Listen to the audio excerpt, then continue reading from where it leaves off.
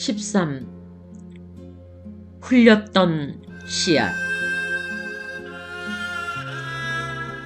7월과 8월은 그럭저럭 지나갔고 더위도 훨씬 물러가서 마음부터 가을이거니 여겨지는 9월이다. 장마가 스쳐간 초막 끝에 하늘이 좁다란 대로 올려다보면 정신이 들게 푸르다. 뜰 앞 화분에는 국화가 망을 지고 억척으로 마당 항구덩이를 파서 심은 다알리아가 한 길이나 탐스럽게 자랐다. 초봉은 지나간 5월 군산에서 구태수와 결혼하던 바로 전날 여자의 타고난 매달 행사를 마치었다. 날짜를 계산해 보나 마나 늦어도 6월 구문께까지는 그게 있어야 할 텐데 그냥 걸러버렸다. 처녀쪽에는 한 번도 걸은 적이 없었다. 그러나 그 다음 달인 7월 금음에도 역시 강감 소식이었고 그냥 넘겨버렸다. 가슴이 더럭 내려앉았으나 설마 그럴까 하는 생각으로 하루 이틀 매일같이 기다리는 동안에 8월이 다 가도록 소식이 없고 말았다. 9월로 접어들더니 그제는 분명한 임신의 징조가 보였다. 그것은 여자의 직감이기도 하려니와 그의 모친이 막내둥이 병주를 잉태했을 때 여러 가지로 변화가 생기던 것을 본 기억도 도움이 되었다. 아씨, 애기 섯이나 봐요. 식모아이가 하는 말을 넋 빠진 소리 작작하라고 지천을 해주었다. 마구 음식을 먹고 싶은 증세가 지나고 나더니 이번에는 입덧이 나서 구역질이 나고 가슴이 채인 듯이 거북하기 시작했다. 고태수와 결혼을 하고 장영보에게 열흘 만에 겁탈을 당하고 다시 보름 만에 재호를 만났으니 대체 이게 누구의 자식이란 말인가. 요행 재호의 씨라면 더할 나위 없이 좋은 일이다. 그러나 태수의 씨라면 딱한 노릇이다. 그렇지만 재호는 속이 넓은 사람이라 그런 거라면 이해야 해줄 테니 그런대로 괜찮다 치더라도 만약 불행히도 형보의 씨라고 생각하면 기가 딱 찔렸다. 그러나 만일 놓아놓고 보아서 재호면 재호를 태수면 태수를 닮았다면 괜찮지만 형보를 닮았다면 그것은 해산이 아니라 벼락을 맞는 일이요. 자식을 낳는 게 아니라 구렁이같이 징그러운 고깃덩어리를 낳아놓은 것이다. 그렇다면 이를 장차 어떡하나 애가 타서 이렇게 자문하는 것이나 역시 시원한 대답은 나오지 않았다. 비록 석 달밖에 안 된 생명이지만 그렇더라도 그걸 밟아 죽이는 것은 죄로 갈 짓이나 뒷일을 생각하면 역시 낫지 않는 것이 옳겠다. 생각이 이에 미쳤을 때 그녀는 두려움에 몸을 떨었다. 그리하여 몸은 담뿍 지쳤는데 마음 또한 암담하고 초조하여 살림이고 좋은 가을이고 경향이 없었다. 제중당에 석 달 있었던 빈약한 경험과 막연한 상식의 힘으로 긴계랍이라는 약을 알기에 초봉은 보름간이나 애썼다. 약을 알아내고 여기저기에서 사다 놓기까지 해놓고 매일 벼르기만 하고 벌써 10여일이나 지났다. 10월 열흘쯤이다. 이제는 배가 제법 불러올라서 손으로 옷 위를 만져도 그럴싸했다. 아침인데 재호가 조반상을 봤더니 요새 어찌 신색이야 많이 못됐어? 어디 아픈가? 속이 있어 흐물흐물 웃는다. 초봉 가슴이 뜨끔했으나 아마 그새 여러 날 횃배가 아프더니 그래서 그런가 보다고 천연스럽게 불러댔다. 횃배? 그럴 리가 있나? 아무려나 오늘 나하고 병원에 가든지 S군을 청해 오든지 해설랑 진찰을 좀 해볼까? 그는 진작부터 건의는 했었지만 간밤에야 그게 확실한 줄 알았는데 초봉이 이렇게 펄쩍 뛰는 걸 보고 확실히 느꼈다. 역시 전 남편이 죽은 지 겨우 보름 만에 내게로 왔었고 그러니까 이번 임신이 전 사람의 씨가 아니라고 할 수도 없으려니 싶었다. 그렇다면 제 계집이 낳은 남의 자식을 떠맡아서 길러야 할 판이라 억울한 애비의 부담이요 불쾌한 기억의 기념물이 아닐 수 없었다. 또 그처럼 비명행사한 인간의 혈육이 생명으로 남아있다는 게 신기하기도 해서 그는 울며 겨자 먹는 푼수로 단념하고 말았다. 초봉은 그새 여러 날 두고 미뤄오던 계획을 오늘은 기어코 해치우려고 단단히 결심했다. 재호가 나가기가 바쁘게 장롱옷 틈에다가 잘 건사해 두었던 김계랍 갑을 찾아냈다. 바싹 도사리고 앉으면서 손으로 냉수 그릇을 집어들었다. 손이 바르르 떨리고 무심결에 아랫배가 내려다 보였다. 1시간을 넘겨 벌렸던 모양이다. 마루에서 괴종이 땡 하고 치기 시작하더니 이어 땡땡땡 여러 번을 친다. 세어보나 마나 11시인 줄 알면서도 귀를 기울여 세고 있다가 금방 점심을 먹으러 올 텐데 그 전에 어서 바삐 서두르자고 급하게 제쳐간다. 그래도 조금은 더 꾸물거리고 싶어 그럴 핑계를 찾아내려고 방안을 둘러본다. 부장이 눈에 띈다. 일어서서 요의 누구이불과 벽에를 내려다가 아랫목으로 펴놓는다. 옷도 뒷일이 쉽게 갈아입고 속옷을 간단하게 갈아입는다. 또 미진한 게 없나 하고 둘러본다. 그러나 정말 미진한 것을 염려해서 그러는 게 아니라 자꾸 더 꾸물거리고 싶어서 그러는 마음을 알았을 때는 이러다가는 죽도 밥도 안 되겠다고 저를 나무라면서 물그릇을 얼른 집어든다. 10개가 한꺼번에는 넘어갈 것 같지 않아 우선 반 정도를 목구멍에 쏟아놓고는 물을 마신다. 뿌듯했으나 그런대로 넘어간다. 이제는 시원하다고 저를 독촉하면서 그 다음에 나머지를 다시 털어놓고 물을 마신다. 이제는 뱃속에서 야단법석이 일어나고 마침내는 그 지긋지긋한 그놈의 핏덩이가 시원하게 빠져나올 것이다. 그 일에만 정신이 팔려 방바닥에다 남겨둔 김계랍 2갑은 미처 치우지도 않고 그냥 이불 속으로 들어가 눕는다. 한 30분 동안 이제나 저제나 기다리고 있으려니까 비로소 속이 메스껍기 시작한다. 차차로 참기 어려울 만큼 속은 더 메스꺼리고 아프기 시작한다. 자궁이 수축되는 것을 알 수가 있었다. 기가 울리고 머릿속이 휘휘 휘둘려 어지러워지고 눈에 보이는 게 노래졌다. 정신이 가물가물하고 메스꺼운 것, 뒤틀리고 아픈 게 점점 더 빨라진다. 나누려고 정신 몽롱한 중에도 이빨을 악물어가면서 참아냈다. 그 노력이 길지 못했던 건 물론이다. 식모가 허겁지겁 회사로 달려갔다. 아씨가 돌아가세요. 헛소리를 하세요. 정신을 못 차리세요. 하면서 대중 없이 주워 삼겼다. 바로 오정이 조금 지나서다. 낙태를 시키려고 약을 먹었구나. 재호는 단박 알아차렸다.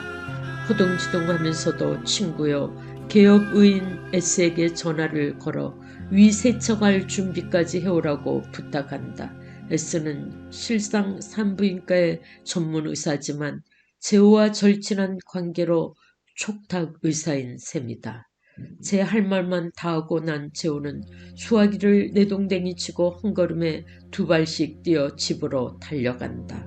재호는 이미 엄이라는 인간의 배를 빌어 생명의 싹이 트인 것을 모체까지 위험한 독약을 먹어가면서 악착스럽게 낙태를 시키는 데는 동의하지 않는 사람이다. 더구나 시방은 낙태가 되고 안 되고는 차치하고 첫째, 초봉의 생명이 염려스러워서라도 그렇게 다급히 서두르지 않을 수가 없었다. 재호는 선뜻 부엌에 있는 개순물통을 통째 집어들고 방으로 들어간다. 초봉은 정신을 놓고 숨도 쉬는 둥 마는 둥 확실히 위태해 보였다. 대체 뭘 먹었나 하고 둘러보다가 방바닥에 2개 남아있는 갑을 집어들고 긴계랍인 줄 알고서 그래도 조금은 안심이 되었다. 얼마나 많이 토했는지 신모가 걸레로 훔쳐낸 방바닥에 아직도 그대로 흥건히 괴어있는 걸 보고 맥만 짚고 앉아서 의사가 오기를 기다린다. 매우 초조하게 기다린 지 20분쯤 되어서 S가 간호부까지 데리고 달려들었다. 우선 몰라 위세척을 하기는 했으나 역시 토할 것은 토하고 흡수될 놈은 흡수되고 별반 효용은 내지 못했다. 위세척을 한 뒤에 이어 강심제와 해독제로 주사를 한 대씩 놓았다. 이제는 자연 회복이 되기를 바랄 수밖에 별 도리가 없었다. 어때? 죽지는 않겠나? 제기를 것. 얼굴에 아직도 긴장이 덜 가신 채 재호는 S가 청진기를 떼기를 기다려 물어보았다. 재호는 시방 속으로 S가 초봉이 임신한 걸 알까 봐서 은근히 애를 태우고 있다. 아무리 친한 S지만 초봉이 낙태시키려고 이 짓을 했다는 걸 알리고 싶지 않았다. 초봉은 머리칼 한 가닥에 매달려 둥둥 뜨다가 땅속으로 가라앉다가 뱀같이 생긴 형부에게 쫓겨다니다가 그게 갑자기 태수이기도 하고 염라대왕 앞에 불려가서 문초도 받아보고 문초하던 염라대왕이 제호가 되어 기이다란 얼굴로 희죽이 웃으면서 옆으로 오기도 하고 형보가 칼로 옆구리를 찢고 뱃속에서 기어나오기도 하고 이런 혼몽 중에서 온종일 하루낮 하룻밤을 지나서 제정신이 들기는 그 이튿날 저녁 나절이다. 정신이 들자 이어 생신 줄을 아는 순간 맨 먼저 손이 아랫배로 갔다. 돈독하게 배가 만져질 때 그녀는 안심과 실망을 한꺼번에 느끼면서 한숨을 내쉬었다. 사흘이 지나서 초봉은 낙태시키려던 건 실패했으나 기운은 웬만큼 소생되었고 재호가 저녁상을 받을 때는 자리를 밀어놓고 일어나 앉을 수도 있을만 했다. 그대로 누웠어.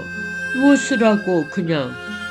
재호는 성하듯 만류하면서 비바람 한 방 맞고 휘달린 꽃같이 초췌한 초봉의 얼굴을 물끄러미 건너다 본다. 초봉은 웃으려다 말고 외면을 한다. 재호가 이내 그 일에 대해서는 입을 떼지 않았고 그래서 둘의 사이에는 무엇이 깨름직하니 걸려있는 듯이 마주 얼굴을 쳐다보고 앉았기가 거북했다. 그러나 그 일을 탓하자는 말이 아니고 초봉의 몸이 완전해지거든 차차 타이르려니 기다리고 있던 참이다. 참, 초봉이 그러면 무슨 법이야. 어찌 되었든지 간에 초봉인 그 생명의 어머니 아닌가. 어머니. 그런데도 그런 짓을 하다니 송글스럽지도 않은가. 초봉은 어머니라는 이름으로 책망을 듣고 보니 과연 송구한 것 같기는 했다. 그러나 그저 그럴싸했지 진정으로 마음이 저리게 죄스러운 줄은 모르겠다. 양심이나 애정이나 극히 무력해서 당사자 자신도 의심치 못할 정도로 모호했다. 그처럼 초봉에게 있어서 어머니다운 애정이나 양심이 희박했다. 세상 일을 그렇게 억지로 해대려들면 못 쓰는 법이야. 영리라는 건 실패하는 장본인이니까 알겠나? 아 글쎄 그것도 운명이요. 운명이면 다 하늘의 뜻인걸. 그걸 이 우리 인간 약한 인간의 힘으로 거역하라고 하면 될 말인가. 그저 순리 그놈이 우리에게는 제일 좋은 보배거든. 응? 알아들어? 알겠지? 네. 막연해서 알 수도 없고 귓속으로 잘 들어오지 않아도 재우쳐 조지니까 초봉은 마지못해 대답했다. 나는 말이지. 이 박재호는 말이야. 괜찮아. 아무렇지도 않아. 어째서? 우리 초봉이 낳아주는 거니 남의 자식 그거 하나 기르지. 남의 개군형 바지라도 좋다고 기르더라도 아무렇지도 않아. 일 없어. 재호는 지금 초봉의 뱃속에 들어있는 것이 고태수의 혈육이라고 영영 그렇게 치고서 하는 말이요. 또 그럴 수밖에는 없었다. 그 뒤로 초봉은 뱃속의 아이가 걱정될 때마다 재호가 가르쳐준 주문을 외웠다. 아무개 자식이면 어때? 사람의 새끼를 하나 낳아서 기르는 건데 일 없어. 괜찮아. 이것은 아멘이나 나무아미 타불과 같이 그 순간순간만은 단련과 안심을 주는 효과가 있었다. 가을이 여물듯이 애를 뵌 초봉의 배도 여물어갔고 그 애가 갈려 한겨울의 정월과 2월이 되자 사뭇 북통같이 불러올랐다. 3월 보름께 가서는 산파가 앞으로 닷새면 해산하겠다고 말했다. 그래, 예정대로 S의 산실에 입원했다. 그래도 어린 것은 부둥부둥 머리를 들이밀고 세상 밖으로 나오기 시작했다. 네가 만일 너를 안다면, 그리고 네가 나오는 얘가 어딘 줄 안다면 너는 탯줄을 후틀어잡고 매달리면서 나는 싫다고 울며 발버둥을 칠 것이다. 옹골진 속은 있어 소리를 지르지 않으려고 이를 악물었으나 그래도 소리가 이빨 새로 새어나온다. 위로 제왕을 비롯하여 아래로 행렬병 사망자에 이르기까지 인간의 생명이 소중하다는 소치는 적어도 그 절반은 그가 모체로부터 세상에 나올 때 모체가 받은 절대 고통의 모험값인 때문인지도 모르겠다. 추산이라 그렇기도 하겠지만 분명히 난산이었다. 2시간을 버티고 나서 다시는 더 참을 수 없는 고비까지 이르자 초봉은 눈앞에 아무것도 보이지 않고 입만 딱딱 벌어졌다. 의사는 할 수 없이 스코포라민 주사를 산모에게 놓아주었다. 효과만은 신속하여 초봉은 바로 마취가 되고 수월하게 해산이 되었다. 초봉이 다시 정신이 들었을 때는 아래가 한 토막 무너져 나간 듯이 허전하고 얼얼했다. 낳기는 나았겠지. 대체 어디서 솟아났는지 마치 대령이나 했던 듯이 맨 먼저 이렇게 안심부터 되었다. 어떻게 생겼을꼬? 바로 낳기 전까지도 내내 형부를 닮았으면 하던 공포와 불안은 웬일인지 어떻게 생겼을꼬 하는 호기심에 연달아서 비로소 가벼운 공포라고 할 정도다. 아주 가벼운 불안으로서 떠오르는 건 초봉이 제가 생각해도 이상했다. 정신이 좀 드나? 세호가 기다란 얼굴을 바싹 들이대면서 희죽희죽 웃는다. 속 없는 위인, 무엇이 저리 좋은고. 초봉은 기운도 없으려니와 세호가 보기 싫어서 눈을 도로 감는다. 그때 마침 저편에서 응애 하고 애기의 울음소리, 어찌나 응애 하고 우는 소리가 간드러지고 이쁘던지 초봉은 놀라서 눈을 번쩍 뜬다. 확실히 그는 하나의 경위를 즐기려는 무렵에 긴장을 느끼지 않을 수가 없었다. 응애, 응애.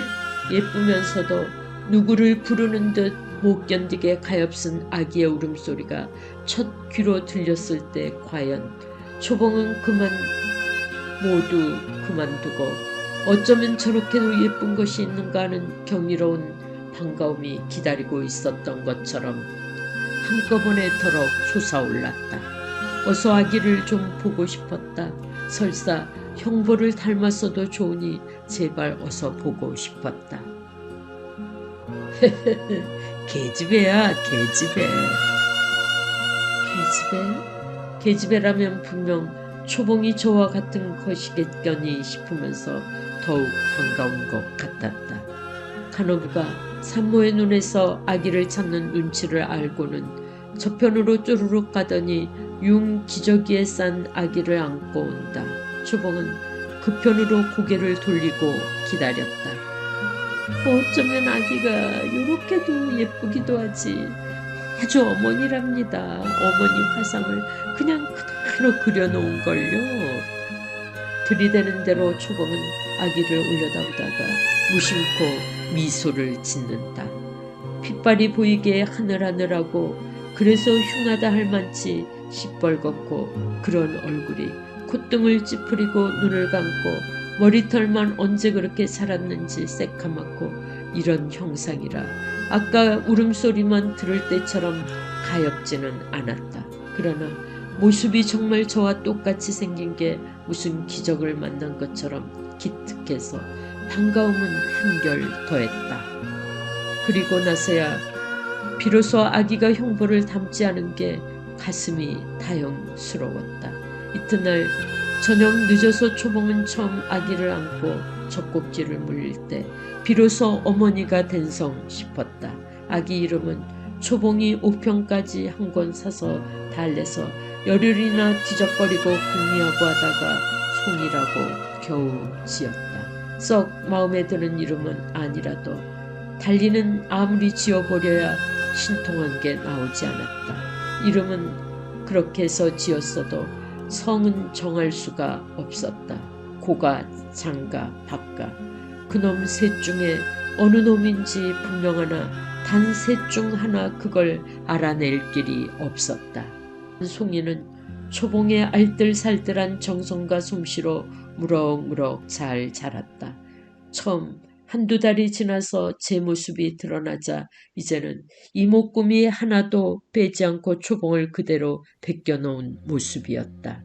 7달인데 아이가 빨리 되느라고 벌써 이방 저방을 제 맘대로 기어다니고 일어나 앉고 했다. 손에 닿는 것이면 바느질 꼴이고 밥상이고 마구 잡아 엎지르고 움켜쥐는 것이면 이내 입에다 틀어넣는다. 초봉은 송이가 생김새나 하는 짓이나 속속들이 예쁘지 않은 데가 없고 정붙지 않는 점이 없었다. 하기야 동물이나 진배 없는 유아를 기르는 인간인지라 아이로 인해서 마음이 상하는 때도 있고 성가실 때도 있어 간혹 볼기짝을 찰카닥 때려주기도 하고 할 소리 못할 소리 해가면서 욕을 퍼붓기도 한다. 원, 요렇게도 예쁘고 소중한 내 새끼를 이 몹쓸 애미년이 아이고 시장에 내 새끼 내 강아지를 하면서 혼자 중얼중얼 송이의 볼기짝을 아파할 정도로 두드리고 수없이 입술을 맞추곤 한다. 성을 정하지 못하고 민족도 올리지 못하는 것이 가끔 생각이 나서 마음이 괴로울 때가 있지만 초봉은 송이한테다가 온갖 정을 다 드리고는 아무것도 더 바라지를 않았다. 자나깨나 송이가 있을 뿐이다. 그녀는 지금 이대로 그럭저럭 재호한테 몸을 맡기고 송이나 바람 치이지 않게 잘 길러내는 것으로 나머지 반생의 낙으로 삼으려니 했다. 아이한테만 한박 빠져서 그래서 살림이고 세간 치닥거리고 화분이고 재봉틀이고 다 잊어버렸다. 그다지도 못 잊어 애가 쓰이던 친정도 가끔 마음이 등한해지는 때가 있었다. 재호는 초봉이 빽빽 우는 자식이나 차고 누워서 남편이 들어와도 제 할 일만 하고 있다. 그 일이 그리 소중하겠냐 하면 어린 것을 기저귀 좀 갈아채우는 일이다. 시원한 물수건 하나 적셔다 주는 법 없고 기껏해야 식모가 나서서 새순물 한 대야 떠다가 주는 게 고작이다. 그렇게 즐기는 줄 번연히 알면서도 맥주 한 병 얼음에 채웠다가 내놓는 눈치도 없다. 저녁 밥상이래야 옷에서 쉰내가 푹푹 지르는 식모가 들여다 놓는 게 있던 구미도 다 떨어지고 어설프기란 고만이다. 마르고 방석이고 걸리는 게 귀적이요. 어디로 코를 두르나 젖비린내. 그러나 초병은 우리 송이 민족은 어떻게 해야지요? 이런 소리를 내놓는다. 기가 막혀서 말이 안 나온다. 그래도 좋게 뭐라고 어물어물하면 실상 또 윤희와 이혼이 되지 않았으니까 별 도리가 없기도 하지만 데려 암상을 내서 들볶곤 한다. 이런 날이면 회사에 나가서도 온종일 기분이 좋지 않고 일에 막아붙는다. 이러고 보니 재호는 결국 남의 자식을 낳아서 기르는 남의 계집을 먹여 살리느라고 눈 뻔히 뜨고 병신구수를 하는 셈이다. 이러한 때 재호의 마음을 가라앉혀 그를 붙잡아둘 건 초봉의 애정뿐이겠는데 애당초부터 그게 없었다. 초봉이란 모습만 좋았지 애무의 취미에 있어서 40된 중년 남자의 무르익은 훔치를 만족시켜 주기에는 쓸모가 없는 계집이 되고 말았다.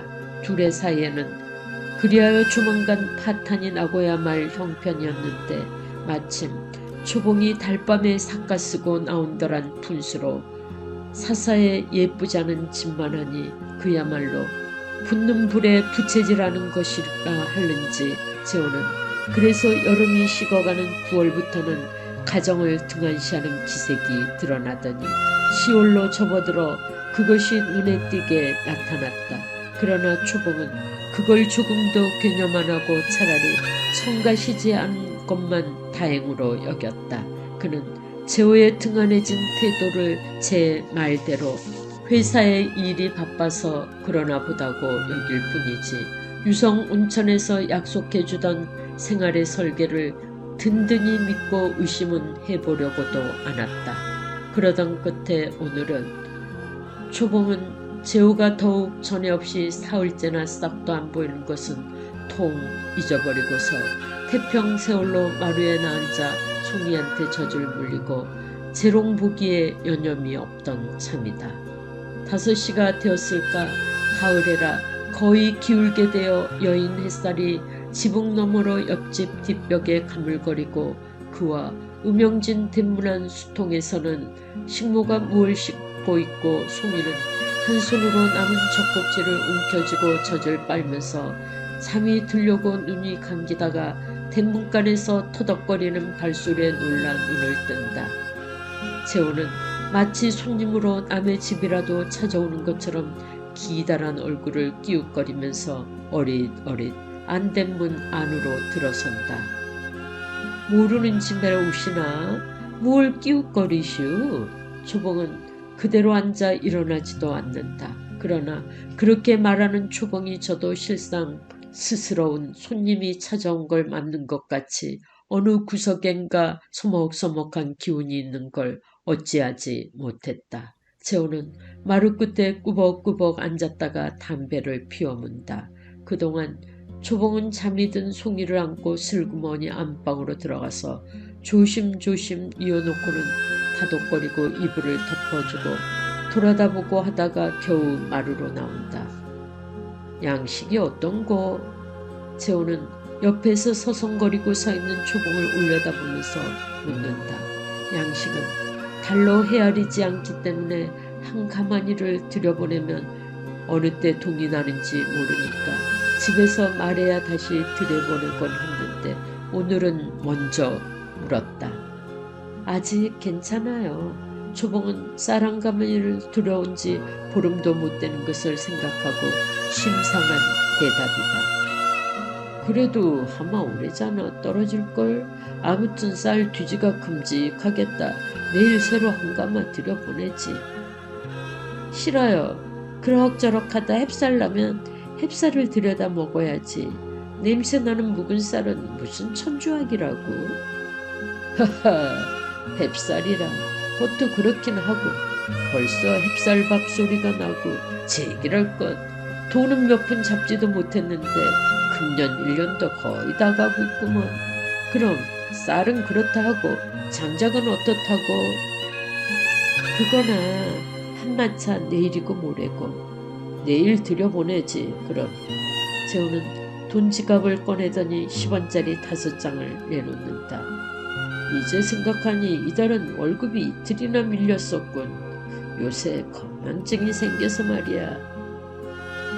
한 30원만 더 주어요. 30원? 그래, 뭐 살 것 있나? 돈을 다시 꺼내면서 혼자 속으로 오냐. 이번이 마지막일지도 모르니 달날 테거든. 마음껏 달래 가지거라. 하고 허세를 부린다.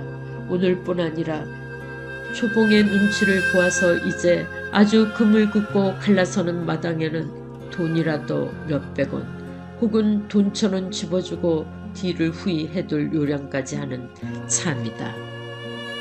30원 더 얹어주는 10원짜리 8장을 받아 괴침에 넣으면서 초봉은 저 혼자서 역시 착한 아저씨는 아저씨지 하고 생각한다. 사실 재호가 살림이고 돈이고 언제든지 이렇게 불평 한마디 없이 아까워 안하고 사다주고 내놓는 걸 받을 때는 고마웠고 고마운 만큼 믿었기도 했었다. 참 어제 아침인가 그저께 아침인가 재호는 돈 지갑을 도로 건사하면서 문득 남의 말이나 하듯이 윤희가 올라왔더군. 뭐라고요? 윤희요? 왜요? 초봉은 제바람에 놀랄만치 깡충 뛴다. 비록 평소에는 의표에 떠오르지 않았다고 하더라도 초봉이 역시 소위 남의 사내를 뺏어 산다는 작은 집다운 신경의 불안이 없을 수가 없었다. 그것이 이런 낭패를 당하여 도드라져 나오던 것이다. 왜라니? 낸들 알턱이 있나? 아마 예편내니까 제 서방에게로 살러 온 게지. 그렇다면 일은 커졌다. 절대로 이런 일이 아니라고 국제조약과 한 가지로 계집 사내 사이의 언약은 싫으면 차버리는 놈이 장사요. 앉아 당하는 놈이 바보라는 걸 모르는 초봉은 우선 유성 온천서 받은 좀먹은 수영을 오래 기억의 밑바닥에서 꺼내놓고 뒤적거린다. 자, 여기 쓰여있다. 한 1년 두고 서둘러 이혼을 한 뒤에 나를 민적에 올려줌하고 한 대문이 있지 않느냐. 그런 것을 이내 미뤄오다가 이제는 윤희가 저렇게 쫓아 올라왔으니 어떻게 할 요량이냐. 이혼하느냐. 만약 이혼 못하면 나는 어찌 하라냐며. 나도 나련이와 우리 송이의 민족은 어떡하느냐. 이렇게 수행의 액면대로 죄다 캐고 따지고 하자면 아무래도 단단히 악다구니는 해야 할 것이다.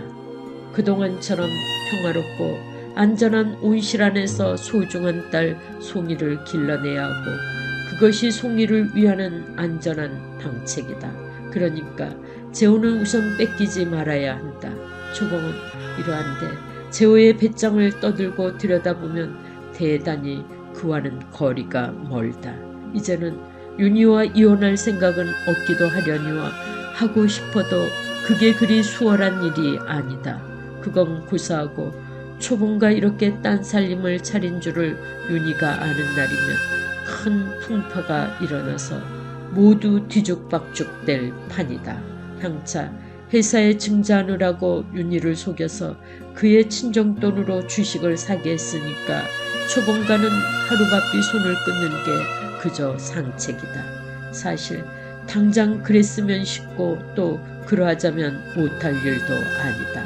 그러나 영영 다급하면 몰라도 애초에 나이 어린 계집애를 더구나 의리도 돌아보지 않을 수 없는 동양 친구의 자식을 살자고 깨어서 오늘날까지 데리고 살다가 속이야 어떻게 생겼든 겉으로는 그다지 달 잡을 게 없는 걸 그처럼 헌시적 벗어내던지듯 괄시하기는 긴 낯을 들고 좀처럼 못할 노릇이기도 했다.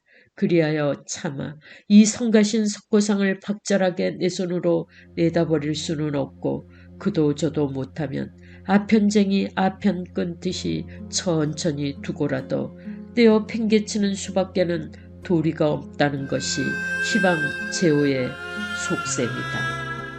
그럼 어떡하실려우? 어떡하긴 뭘 그저 그렇고 그렇지. 모두 성화야 성화. 제기랄 것.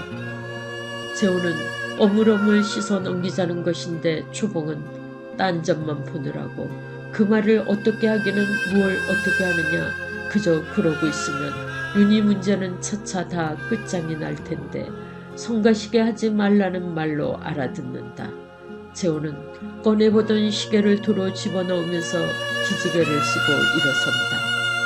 또 재호가 일어서는 걸 보니 초봉은 그가 시방 윤희한테로 가리라고 생각하면 어쩐지 마음이 얻지않고 그대로 놓아보내기가 싫었다.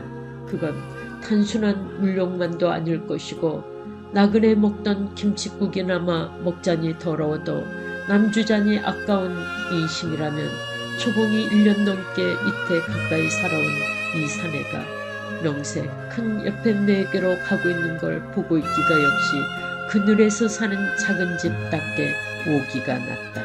6시에 잠깐 누굴 만나기로 했는데 그래도 얼른 밥은 잡수고 나가시오. 그리고 초봉은 오래간만에 해죽해죽 예쁜 웃음을 웃어 보이면서 말했다. 오늘 월급 탐턱으로 육회도 치고 갈비도 굽고 해드릴게요. 당신 좋아하시는. 구미는 당기는데 그러나 저러나 오늘은 웬 서비스가 이리 대단한고. 월급 탐턱으로. 하하하하. 시애미가 오래 살면 개수물탱에 빠져 죽는다더니. 그러나 저러나 네 다녀오지. 지금 가서 만나볼 사람 만나보고 6시 반이나 7시 그 안으로 올게. 그럼 그렇게 하시오. 6시 반이나 7시까지 꼭 오시오. 또 어디 가서 약주 잡수느라고 남 눈이 빠지게 기다리게 하지 마시고. 재호는 거들거리면서 대문간으로 나간다. 돌려다보니 송이는 젖을 빠는 꿈을 꾸는지 입술을 오물오물하고 있다. 그 모습에 정신이 팔려 식모를 고깃간에 보내는 일도 잊어버리고 들여다보고 좋아하는데 마침 누군지 이리 오너라 하고 점잖게 찾는 소리가 대문간에서 들려왔다. 한 번 듣기에도 귀에 여운이 쳐지는 쨍쨍하고도 딱 바라진 목소리다. 초봉은 그것이 네 목소리인지 알아내기 전에 가슴이 먼저 알아듣고는 술렁거리면서 손이 절로 올라가서 가슴을 꽉 눌러준다. 이 글을 읽고 공감하셨다면 구독과 좋아요 부탁드립니다. 감사합니다.